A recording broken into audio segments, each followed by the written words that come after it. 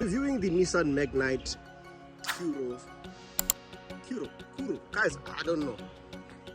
I'll just butcher the way. Oh, look at this bikes!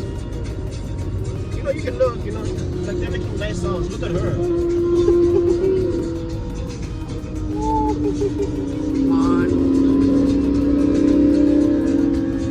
Okay, back to the review in the... Oh, listen. Oh. Okay, let me stop the music and continue the review. So I'm in the Nissan Magnite Kuro, and it has a sport button. Those that don't know, they won't know. I found it. I can press it. It doesn't do much. It's just help the CVT from cutting out. You know how a CVT sounds. So the button's actually here, hey? People don't know. Now you know.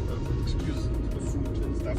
The button is here. This is on, off, But just come in the video. Let me show you what happens, right? You see it's off, right?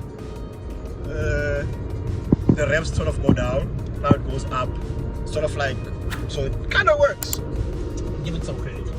So as I was saying, this is the Kuro version of the Magnite, and it has all the required little technologies which are needed to be in a car.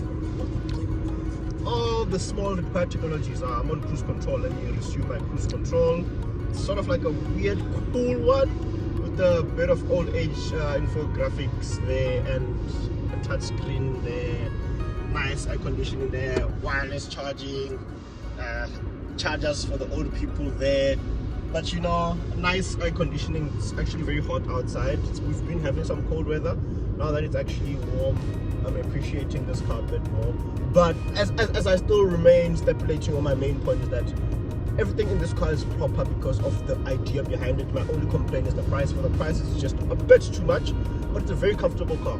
If you're a student, even just that I don't understand why this can be more expensive than a Picanto. And a Picanto is more comfortable and a bit reliable, if I may say. This has some... I've had issues with Magnites, both times I've had them. I'm not going to mention a lot of them. I'm just saying it just needs a bit of more refining. And the price can be taken down a lot, not a bit. Then I'll be happy. Because the way it's competing, I can get some proper cars there. I can even get an Omoda for the price of this car. What else? You can get a Cherry for the price of this car. You can get a used Polo GTI for the price of this car. It's just not worth it for me. You can even get a Suzuki Swift. One of the cars that you see the most on the road. Yeah, it is passing next to me. And I feel like that could be better than this. But I don't hate the idea of this car. Everything else, I'm on it. But anyway, pretty much like, share, and subscribe. I really have much to talk about, except the leather is still... This does not open. We spoke about this from a previous review, which is annoying a lot. Some nice sort of detailing. If you guys have been in a Kaiga, you see where this is same car, same engines and same everything. But yeah, thank you. Peace out. Producing 74 kilowatts and 156 newton meters of torque, which is not much, but is an improvement from the base spec Magnite. This is the Nissan Magnite Kuro edition, limited to only I think 1,000 units, and price starting at around 330,000, going all the way up to, if you're looking on the market, 364 to 370. This for me is a very proper car, as if you've seen, I've reviewed this vehicle before, but plus the Ascenta spec. This is the limited edition Kuro spec. The only difference I can just tell you from right now, besides the power, guys, is just the color scheme, the black on black. But I've always argued that this is a very good vehicle when you look at what it's really meant for. And my only issue would really come to things like pricing of this limited edition spec. Yes, it's made to look different. As if you read the brochure, they say this Kuro edition is actually made to stand out from the previous generations. Not generations, variants, because it's just copy and paste along as you go. It is a bit heavier than the other base spec variants, as there's not really a lot added to these vehicles, guys. The starting price for the Magnite range is 260,000, which is a reasonable price, as it is priced to be a, what do I say, like an affordable car. And as I said, this is a car which I would really pick for someone who's first car time or, varsity or school kid car. It really does make sense. But when you look at the pricing difference, especially from the base spec to the higher spec, And when you compare it to the cheapest cars in South Africa, which for cars like the Espresso and I think I'll put the Quid around there and the Celerio, they're starting at around 200,000, around that price range. And this one, since it has a bit more technology in that vehicle, and it's sort of like a crossover, it's jumped over to the price of around 250 to 60,000 for a starting price.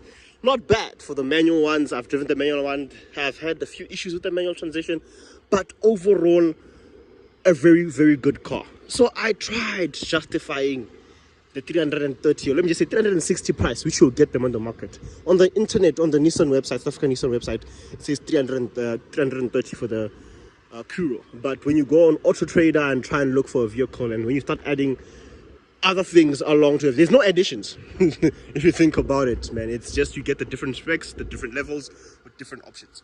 You can't add on to a different spec.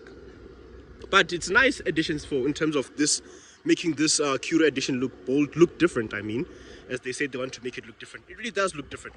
It's been an eye-catching car because where else have you seen a black-on-black Magnite? There are grey ones and red ones and blue ones, but a black-on-black Magnite is really hard to spot, especially with these nice LED lights, which are a talking point for me. When you look at this car from the front, this is actually a very good-looking car. You understand? Very good-looking car. I just wish for this kind of package it was priced a bit lower, because for this price I can get myself a Polo GT. You understand, guys? A Polo GT, yeah, manual like a honey, but hey, yeah, I've been rambling about, but just as the idea of it being a car, it makes sense. I'm only crying about the pricing because the build quality inside is okay, but the ride and comfort in a way is compromised, where it's like that shortage in price. You can get it from German brands such as the VW.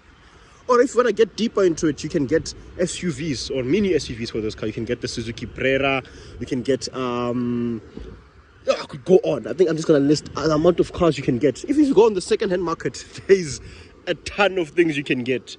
Some questionable GTIs and some things. But come on, guys, 360 for this. Such a great car. Killing it with the pricing. Maybe a second-hand with like 50,000 Ks on the clock, but I doubt anyone who has these cars is actually in a rush to selling them. That's the thing. So I love this car. Just wish they were not ripping us off like that. Another Magnite spotted. But this one is the poverty spec, not CVT. It's a manual. Let's get this, Baba. But I heard the easy shift thing is more advanced. If they had one on test, I would ask for it just to test it out. But great couple of cars, just need improvements. To the Ramarama start of Joburg. And as I was still explaining, there's another Magnite. There's the one I was talking about. Yeah, is it? You should see the EZ shift. Supposed to be easy, but you know, that's the one. All variants of the Magnite in one place.